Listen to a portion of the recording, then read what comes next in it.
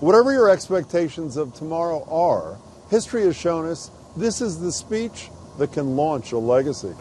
In this present crisis, government is not the solution to our problem. Government is the problem.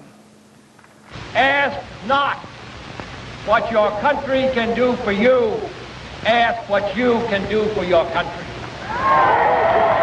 The only thing we have to fear is fear itself.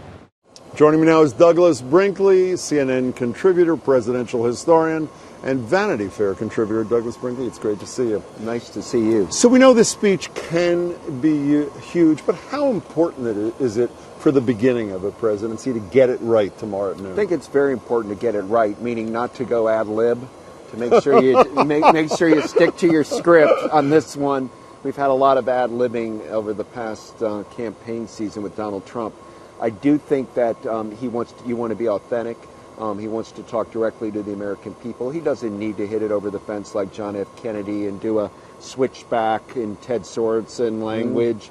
He doesn't even need to be Ronald Reagan with having a memorable line about less government is more. I think what's important that he seems to talk to the heart, keeps it short, clipped, workmanlike, and just get the job done. It's really about for him to be seen as commander-in-chief since he's never held office before, and to embrace the military tomorrow. He's going to be their boss. Did you say those kinds of things to him? I know you met with him at Mar-a-Lago, and I know you discussed presidential inaugurals and presidential history. Did you say those kinds of things to him? And he was very unbelievably open and candid. He was interested in kind of trolling back in our history's back pages of how other presidents did it.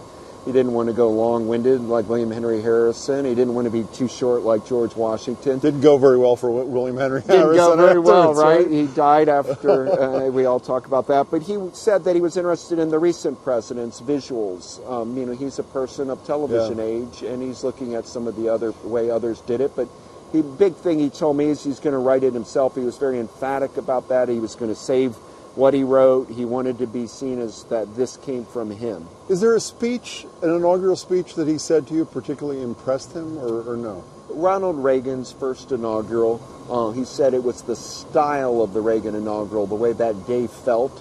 Part of that style, obviously, is the patriotic gore that you're feeling in town here and now. But I think he is a closer student of Reagan. Politically, he's very interested in Richard Nixon and some of the things that Nixon did. And he had a friendship with Nixon he told me about. And he also told me about his relationship with Bush and Carter and others. But he's not a student of presidential history. I don't mean on your level. But he at least it's more anecdotal, He's anecdotal. He says, I've spent my life being futuristic, so I'm not sitting here reading biographies of presidents. He said he doesn't do that. And I even said, well, you must have when you were a kid read a boyhood book on Abraham Lincoln or something. So it's not my thing, So, but it was definitely starting to read some of the other inaugurals and do video clips and all and try to see where he could fit into the tradition. I know you won't tell me the content, but do you know essentially what you think he's going to say tomorrow? I don't, but I have a feeling that it's going to be just talking to his base, keep America great again. And talk about the economic woes and that we've got to bring jobs back to America. It's going to be the best parts of his campaign trail without the locker-ups. Can we talk about the guy who's going to be unemployed tomorrow? You spent a lot of time with him. In the waning days of his presidency as well? Yes, I've seen him. I've been working with the Obama presidential libraries and things, so we're looking at what his post-presidency will be like. David Axelrod and I and Ken Burns and others have been talking, have had opportunities, and it's going to be an amazing post-presidency because he's leaving in his mid-50s. Well, I want to talk about his post-presidency. I read a great quote today that you obviously know. William Howard Taft, his advice for ex-presidents: a dose of chloroform to protect the nation from the troublesome fear that the occupant could ever come back. Of course, he did come back to the Supreme Court. Barack Obama said yesterday he could be drawn back into the fray when core values are at stake. Who's a president who has been drawn back relatively quickly to engage in a debate or a dialogue about policy or politics with his successor? Is there one? Well, Jimmy Carter would. Carter came in during the George Herbert Walker Bush presidency and started parachuting for peace. I mean, he went into Panama, he went into Nicaragua, he went into Haiti.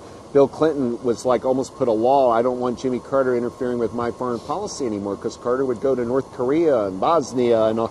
So I think Carter is the one of a hyper-engaged ex-president. But he's aberrational, isn't he? Aberrational. I know there was Dick Cheney, who obviously was challenging Obama on terrorism and things like waterboarding, but that is really aberrational. That is aberration. You think he'll be actively involved? Do you worry as a partisan, but if the Democratic Party is trying to find itself, doesn't it have that potential and to benefit them in the short term and stunt the growth of future leaders? Well, of course, in the long term? He's not going to do that, Barack Obama. He's not going to be like trying to influence Democratic Party politics.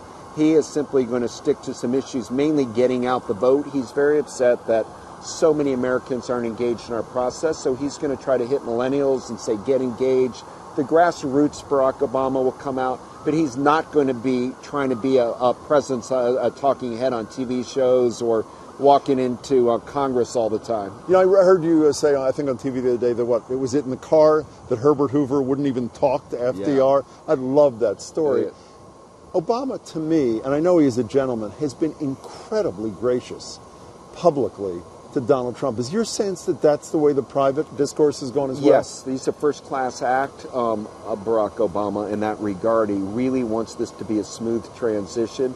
He really, truly cared and loved and respected the way George W. Bush made things a little easier for him. So at the White House level, the transition's going very smoothly, and Donald Trump and Barack Obama have been on the phone. They're trying to develop a relationship. It's pretty good.